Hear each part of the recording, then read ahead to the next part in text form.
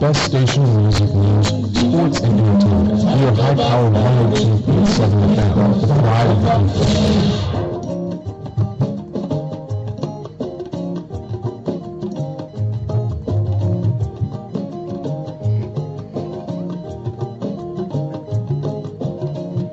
Baby, let me circle around. The best station in music news, sports, and entertainment. We are high-powered 102.7 FM, the pride of the people.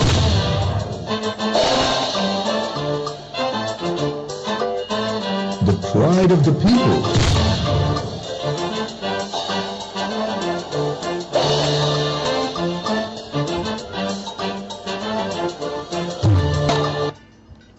It's another lovely morning in the city of Emurele, Owo, Ondo State. Good morning. You are listening to another edition of Newspaper Review. It is in the papers is the program on iPower 102.7 FM, Emurele, Owo, Ondo State. I am Abdulrasaq Alawaye, and with me is Florence Barima. Good morning, Florence. Good morning, Razak. How are you doing today? Very well, thank you. So we'll be giving you stories from different newspapers in Nigeria today. With me is the Punch newspaper. I have the Hope newspaper and the Nation newspaper. And my colleague is out.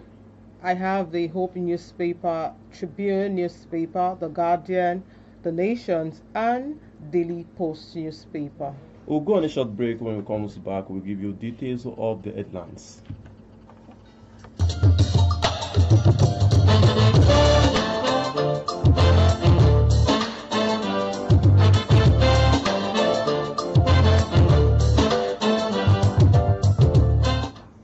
And now to the various headlines we're having for you today. We'll be starting from the Hope newspaper, which says Ondo LP ADP loud INEC for peaceful inclusive voters registration.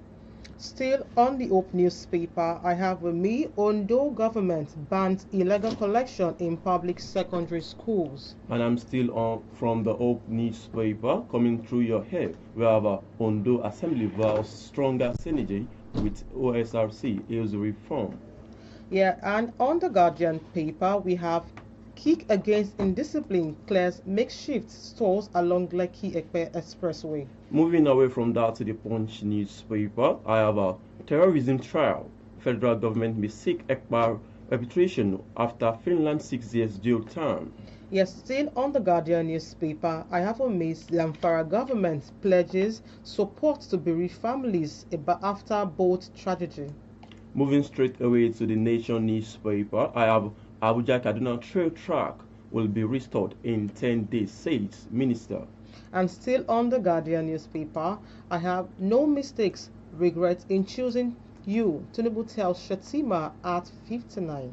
Moving straight to the Punch newspaper, therefore usually switch allegiance to Turkey. And on this day newspaper, we have Tinubu assures of quick implementations as Nigerian Colombian signs MOUs to deepen bilateral ties. And I'm still on the Punch newspaper coming through your hair. We have a rescue effort continue after an Afghan quake kills 800. And that will be all from us for giving you the headline from today. We'll come back. When we go on a short break, we'll come back and give you details of the further stories in full.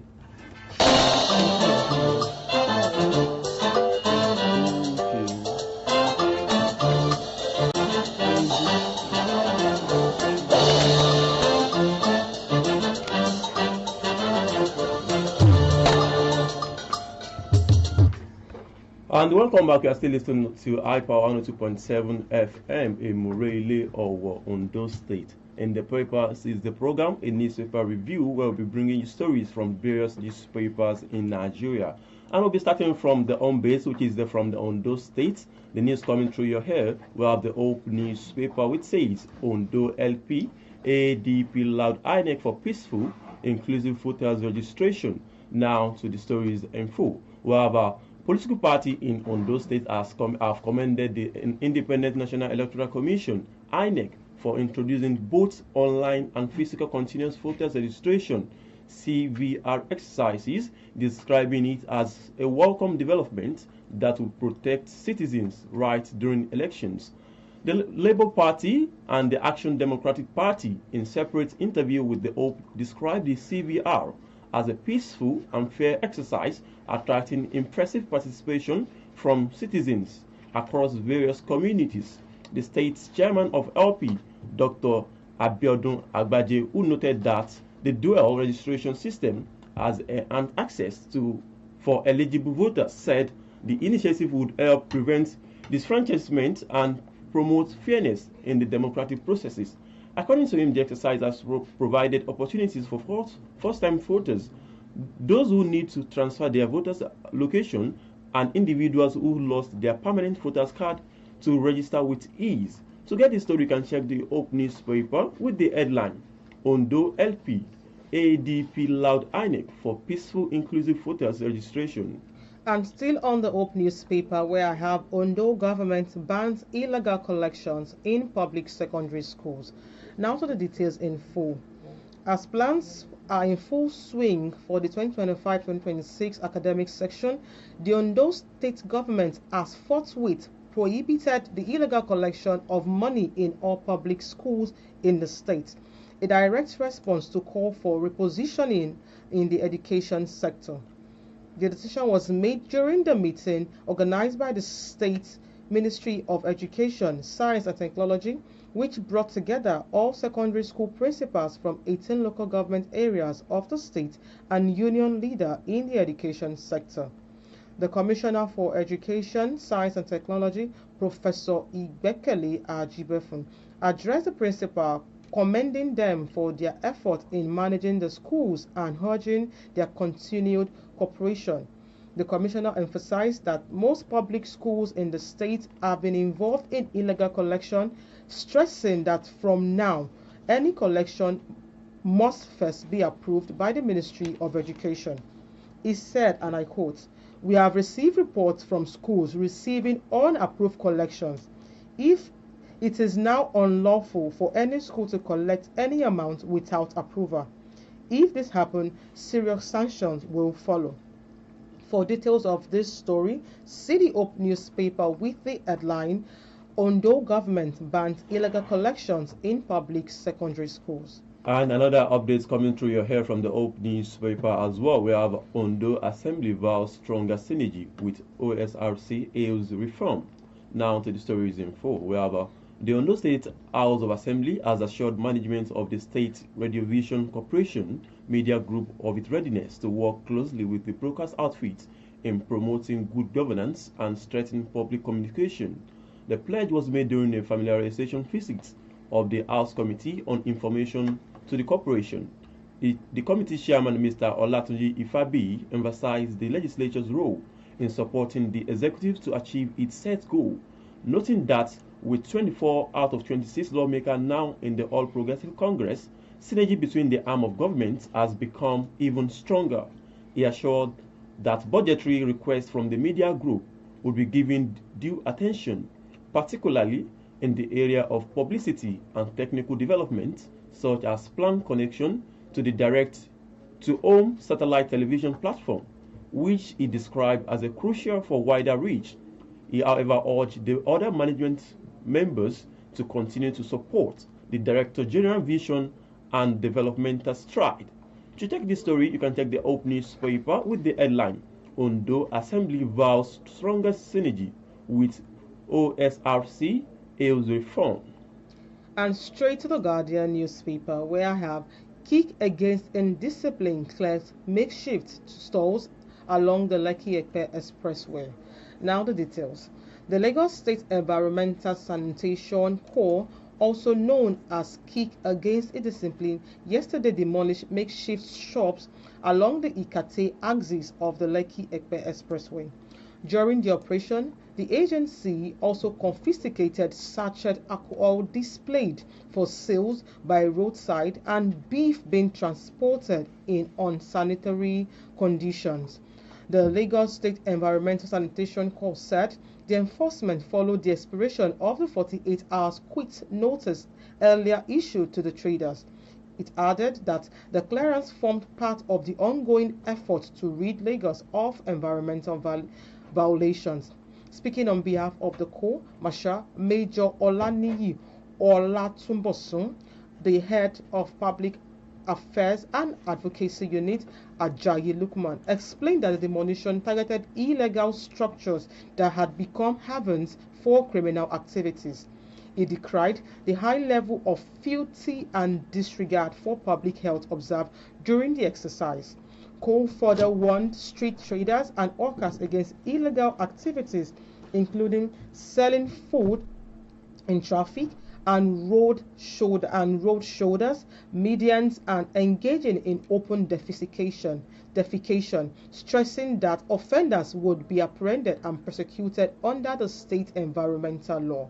For details of this story, see the Guardian newspaper with the headline, "Kick Against Indiscipline Clears Makeshift Store Along Lekki-Epe Expressway." And away from that to the Punch newspaper, we have terrorism trial. Federal government may seek ECPA's arbitration after Finland's 6 years jail term. Now to the detail. The federal government has hinted that it may seek the arbitration of Simon Ekpa to Nigeria following his 6 years jail term in Finland for terrorism-related offences. The Pajat-Aim District Court in Finland on Monday sentenced the Nigerian bomb finish to 6 years in prison for terrorism-related crimes and other offences. The 40-year-old former municipal politician from Lati was convicted on multiple charges, including participation in the activities of a terrorism organization, incitement to commit crime for terrorism purposes, aggravated tax fraud, and violations of Lawyers Act. The court ordered that ECPA remain in custody. According to the judgment between August 2021 and November 2024, ECPA attempted to promote the independence of the so-called Biafran region in eastern Nigeria through illegal means. The court quote, and the news quote said, and I quote, he said he used social media to gain a political influence position and took advantage of the confusion within a key separate movement in Nigeria to play a significant role. That was stated in a court statement. The court also found that ECPA was instrumental in founding and developing a separate movement in a more organized structure, working alongside others. To check this story, you can check the Punch newspaper for more details with the headline, "Terrorism Trial. Federal Government may seek ECPA's arbitration after Finland's 6 years jail term." And still on the Guardian newspaper, where I have Zamfara government pledges support to bereaved families after boat tragedy.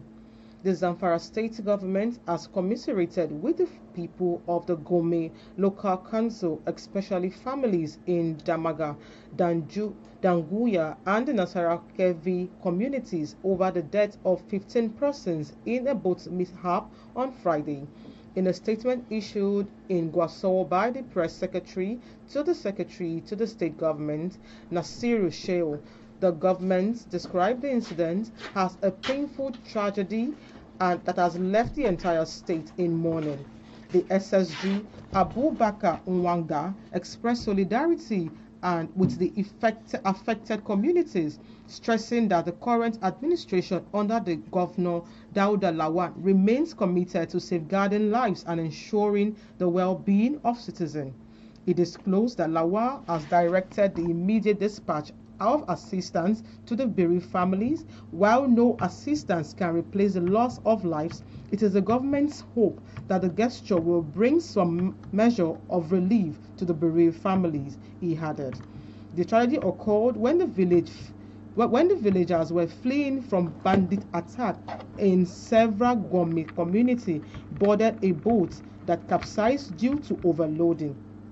15 persons lost their life, while 3 remained missing at the time of filing this report. For details of this story, see the Guardian newspaper with the headline, "Zamfara government pledges support to bereaved families after boat tragedy." And if you're just joining, you're listening to In the Papers, a newspaper review program on iPower 102.7 FM in Mureile, Owo. We'll go on a short break. When it comes back, we'll give you details of the further stories.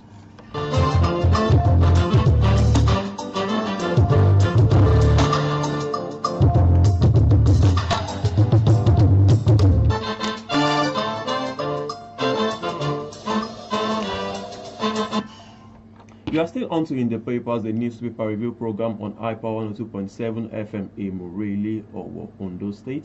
Thank you for joining us. Moving on with the story, we have another story coming from the Punch newspaper. We have Why I Dumped Nigeria for Turkey, says Ophili. Now to the detail.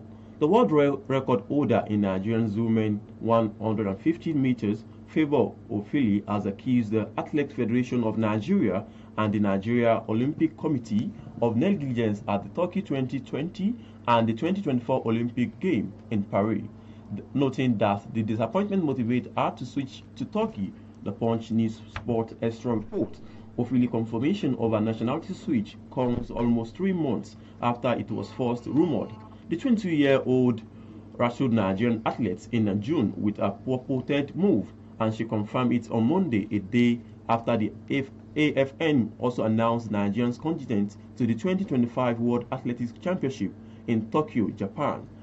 She said, and I quote, "Wrapping up my 2025 session, I've been a whirlwind of new experiences and big decisions.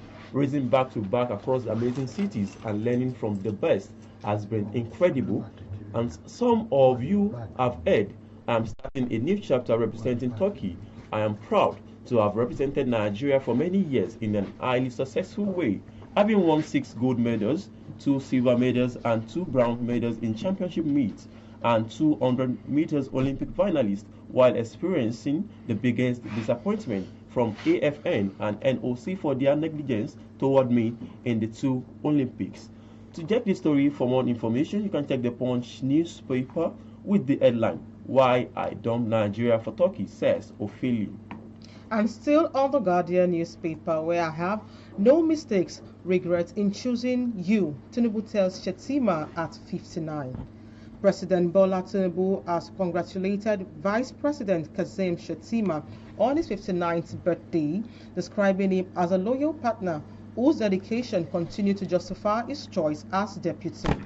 In a statement on Monday to celebrate the Vice President, Tinubu hailed Shettima as a brother, co-traveler and partner in nation building, praising his courage, tenacity and belief in Nigeria's greatness. "Every day as Vice President, you have strengthened our work, brought fresh perspective and upheld the commitment to Nigerians. Your dedication reassures me that I did not make a mistake in choosing you," the president said. He commended Shettima's record as 2-term governor of Borno State and later a senator, noting that he consistently proved that leadership is service, not privilege, even in challenging times. For details of this story, see the Guardian newspaper with the headline, "No mistake, regret in choosing you," says Tinubu as Shettima turns 59. And away from that to the Nation newspaper, where I have Abuja Kaduna rail track will be restored in 10 days, says ministers. Now to the detail. Transformation Minister Said Ahmed Alkali has assured Nigerians that the damaged portion of the Abuja Kaduna track will be restored in 10 days. Some portion of the rail track coaches were damaged last Tuesday when a Kaduna-bound train derailed at Asham Station. There were 618 passengers, comprising 583 passengers, 15 crew members of the Nigerian Rail Corporation, 1 medical personnel, 8 cleaners, and 11 catering workers on board when the derail occurred. 7 passengers sustained injuries and various degree of injuries in the accident. Alkali announced the repair work yesterday in Abuja following an inspection of the accident scene. The minister, however, hailed security personnel and other stakeholders for ensuring the safety of the passengers, the workers, and the rail infrastructure in the ongoing operation to restore the damaged track and coaches. To check this story, you can check the Nation newspaper with the headline, "Abuja Kaduna rail track will be restored in 10 days, says minister." And straight to the cable newspaper, where I have Tinubu assures of quick implementation as Nigeria and Colombia signs MOUs to deepen bilateral ties. Now the details. President Bola Tinubu has pledged a swift action on agreements signed with Colombia aimed at deepening bilateral ties in aviation, diplomacy, and other areas. Tinubu spoke while receiving Vice President Franca Marquez of the Republic of Colombia at the State House in Abuja on Monday. According to a statement by Bayo Ononuga, Special Advisor to the President on Information and Strategy, said Marquez was accompanied by a delegation of senior government, business, and diplomatic officials from the South American country. He said Tinubu received them reaffirming Nigerians' commitment to strengthening international partnership and aligning its foreign relations with evolving global trends in trade, politics, and culture. For details of this story, see the Cable newspaper with the headline Tinubu assures of quick implementation as Nigeria and Colombia signs MOU to deepen bilateral ties. And you can join us or connect with us via our YouTube by searching iPower 102.7 FM, or you can call us and share your perspective on the stories read so far on 081 65 52 4699.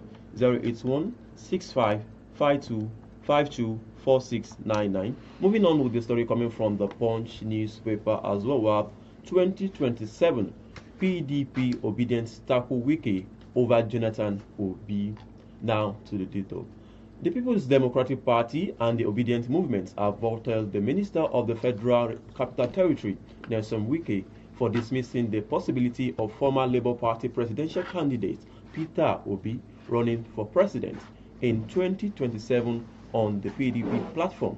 Though yet to be officially confirmed, recent media reports claims that Obi and the former president Goodluck Jonathan have been in talk with opposition leaders about rejoining the PDP to challenge President Bola Tinubu in the 2027 election. In his reaction, Wike warned against such proposals, insisting that President Jonathan or Obi as the PDP's candidate could create problem for the party. Speaking during the monthly media parley in Abuja on Monday, the minister also mocked the PDP's decisions to zone its 2027 presidential tickets to South while keeping the party's chairmanship in the North. He noted that he had previously cautioned against neglecting this balance ahead of the 2023 general election. He contended that Obi's return will only deepen the party's trouble, arguing that the former Anambra State governor lacked political integrity, having previously described the PDP as rotten. To check this story, you can check the Punch newspaper with the headline 2027 PDP obedience tackle Wiki over Jonathan Obi. And straight to the Tribune newspaper where I took an oath to serve all Nigerians, not a section, says Tinubu. President Bola Ahmed Tinubu has reaffirmed his commitment to national unity, saying it took an oath to serve all Nigerians and not a section.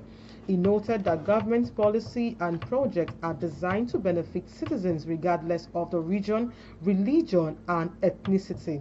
In a statement by Bayo Ononuga on Monday, Tinubu said the oath of office it took remains his guiding principle, stressing that every development initiative under his government reflects his promise to serve the entire nation. He said, and I quote, "I took an oath to serve all Nigerians, not a section. That oath guides every bridge, road, rail, power, and health project we deliver."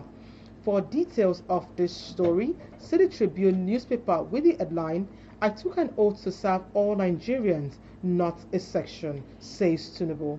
And we'll go on a short break. When it comes back, we'll give you details of the further stories info.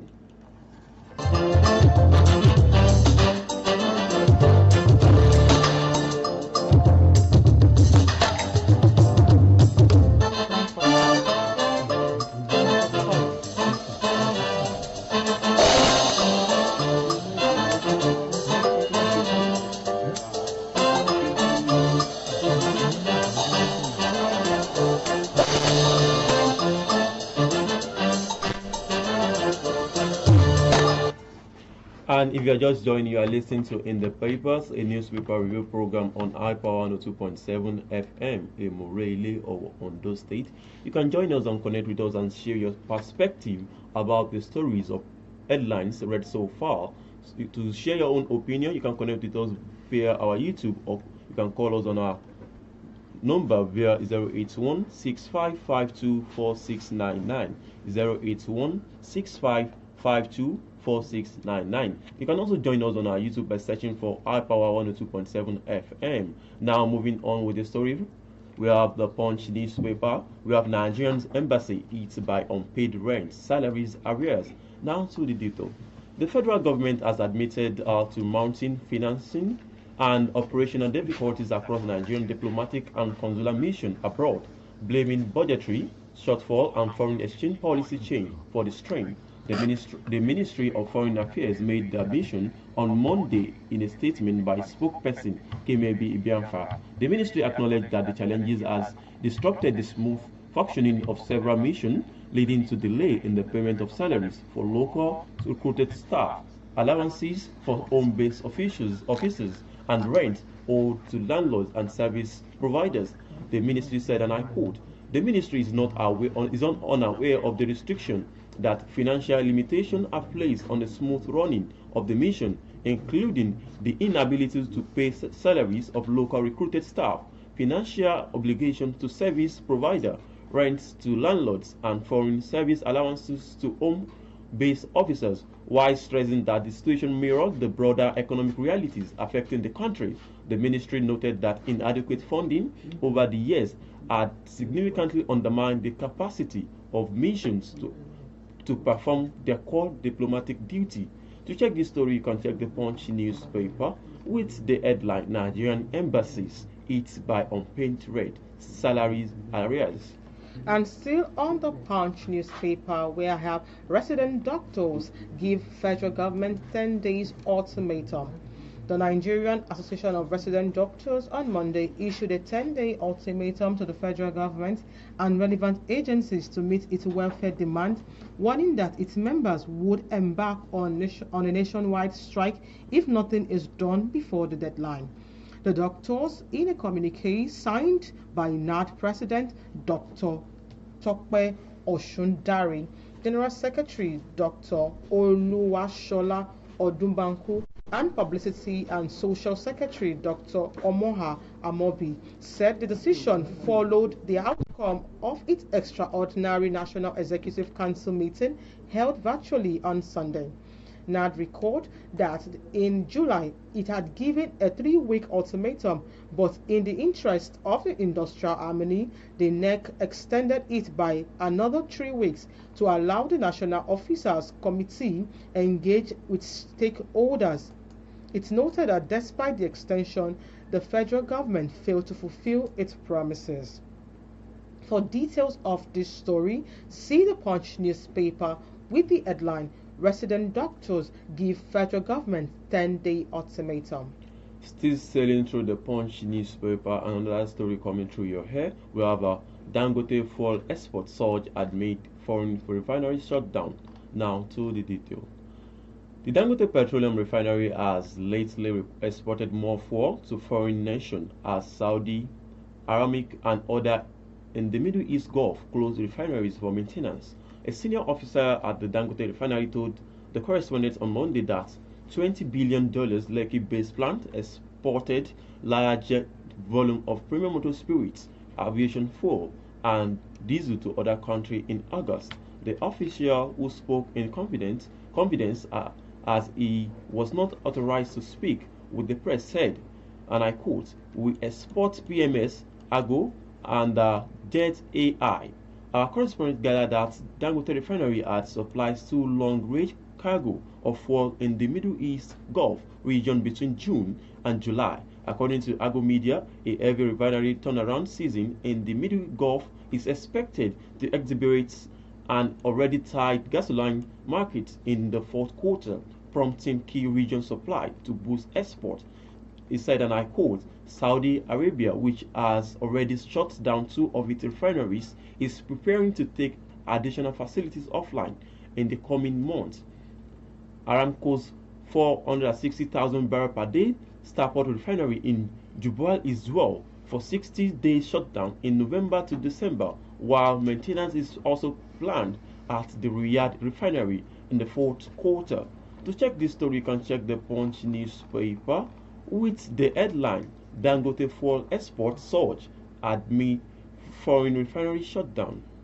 And still on the Punch newspaper, where I have $600 million monthly diaspora remittance proof of reforms, says the federal government.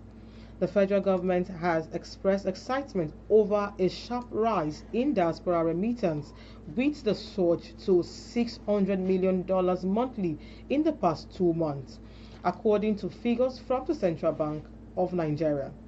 The chairman of the Nigerians in Diaspora Commission, Abike Dabiri Erewa, said the increase reflected renewed confidence in the Nigerian economy and recent CBN policy reforms.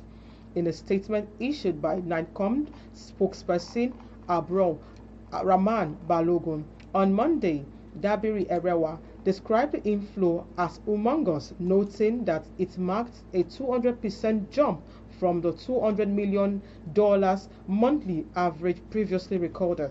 She commended the CBN Governor Olayemi Cardoso for reforms such as the introduction of the non-resident bank verification number and more competitive exchange rate, which encouraged Nigerians abroad to channel funds through the official platforms.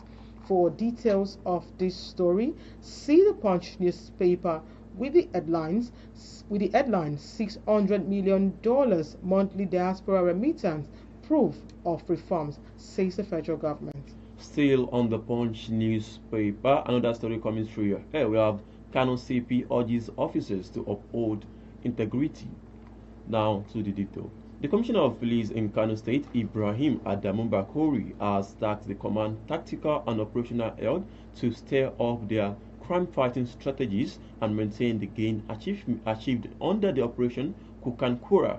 This was contained in a statement issued on Monday by the Police Public Relations Officer, SP Abdullahi Kiyawa. The statement noted that the CP commended the officers for their professionalism, dedication, and sacrifices, which has contributed to the state's relative peace in recent months. According to Bakori, the command has recorded notable achievements in curbing thuggery-related crimes, popularly known as DABA, along other criminal activities.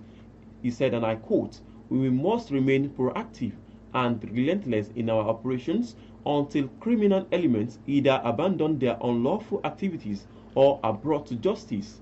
He credited the progress to the collective effort of the police personnel across the state, but urged them to remain vigilant. To check this story, you can check the Punch newspaper with the headline Kano CP urges officers to uphold integrity.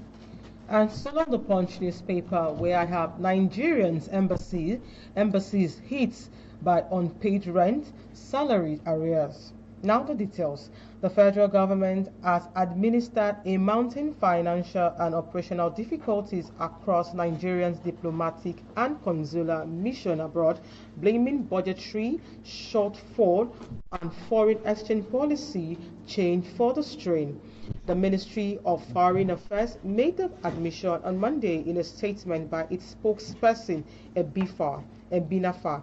The ministry acknowledged that the challenge had disrupted the smooth functioning of several missions, leading to delay in the payment of salaries for locally recruited staff, allowances for home-made officers, and rent owed to landlords and service providers. The ministry is unaware of the restriction the financial limitation had placed on the smooth running of the mission, including the inability to pay salaries of locally recruited staff, financial obligations to service providers, rent to landlords, and the foreign service allowances to home-based officers, the statement said. For details of this story, see the Punch newspaper with the headlines Nigerian embassies hit by unpaid rent and salary arrears. Still on the Punch newspaper, another story coming through your hair. We have Oyetola blames wooden boats as accident claims 92 lives. Now to the details. About 92 passengers reportedly lost their lives in boat accidents across Nigeria between January and August 2025, despite the federal government's effort to enhance safety on the nation's waterway. The accidents occur in several states, including Rivers, Niger, Sokoto, Kwara, and Zamfara. This came as the Minister of Marine and Blue Economy, Adegboyega Oyetola, appealed to the states to phase out wooden boats, stressing in a statement on Monday that the incident of boat mishap had persisted largely due to the widespread use of wooden boats. An analyst by the Punch from various media reports that statement from government agency indicates in January a boat capsized near Bonin Island in Sultan, resulting in 3 deaths, 2 adults and a toddler, while there were 19 survivors. On May 15, on the Niger River border, Gadibo Mahmoudi area of Kwara State, a boat carrying passengers returned from the market capsized during a storm, and 27 passengers were confirmed dead. Also in July in Chiori area in Niger State, a market-bound passengers boat capsized near Gumi village with at least 13 dead. To check this story, you can check the Punch newspaper with the headline, Oyetola blames wooden boat as accident claims 92 lives. And still on the Punch newspaper, we have federal government deliberately pushing the lecturers to strike, says Hassel. The Academic Staff Union of Universities has warned Nigerians to hold the federal government responsible for the imminent shutdown of public universities, accusing it of deliberately pushing lecturers back to strike. The Aso-Bene zone, which comprises of 10 universities, issued the warning on Monday at a press conference held at Dennis Osadebe University, Asaba, Delta State. Speaking on behalf of the zonal chapter, the coordinator, Professor Monday Ibafen, said the government's refusal to honor agreement and address worsening condition in the universities was a clear indication that it wanted to cripple the system. We want to tell Nigerians not to hold the hassle responsible, but hold the federal government accountable for the paralysis that will befall Nigerian universities in few days to come, Ibafe declared. For details of the story, see the Punch newspaper with the headline, Federal Government Deliberately Pushing Lecturers to Strike, says ASU. And still from the Punch newspaper as well, we have rescue effort continue after Afghan quake kills 800. Now to the detail. Rescuers desperately searched Tuesday for survivors in the rebuild of home flattened by an earthquake that struck eastern Afghanistan, killing more than 800 people. The 6.0 magnitude earthquake, followed by at least 5 aftershock, its remote area in the mountainous province near the border with Pakistan around midnight Sunday. The head of the Kunar Provision Disasters Management Authority in Zanwala Insan told AFP that operations continued throughout the night. He added that there were still injured people left in the distant village in need of evacuation to hospitals. Villagers joined the rescue effort using their bare hands to clear debris of simple mud and stone homes built in stepped valleys. The dead, some of them children, were wrapped in white shroud by the villagers who prayed over their bodies before burying them. Some of the others, its village remain inaccessible due to the blockage roads, and the UN immigration told AFP the earthquake epicenter was about 27 kilometers, 17 miles from Jellalabad, according to the USGS, which said it struck a shallow 8 kilometers below the Earth's surface. To check this story, you can see the Punch newspaper with the headline: Rescue efforts continue after Afghan quake kills 800. And Florence, that's That's how concludes far we can come. the stories for today. Of course. And we've read stories from the Punch newspaper. We've read from the Hope Hope newspaper. We have the Nation. Tribune, Nations, the Daily Post, Daily Trust. We've given you stories from various newspapers in Nigeria. We've read the headlines and we've given you information of some stories so far. And that will be all on today's edition of In the Papers. Don't forget to join us again tomorrow for In the Papers. Another hot session. I think we have a call. Hello, good morning. And we lost that. And that concludes the headline for today. Until the next time, we'll be bringing you another hot stories from various newspapers across Nigeria and beyond. Yes, and that was how far we can come today. I am Florence Ibarema. I am Abdulrasaq Alawaye. Up until next time. Thank you for listening. Good morning.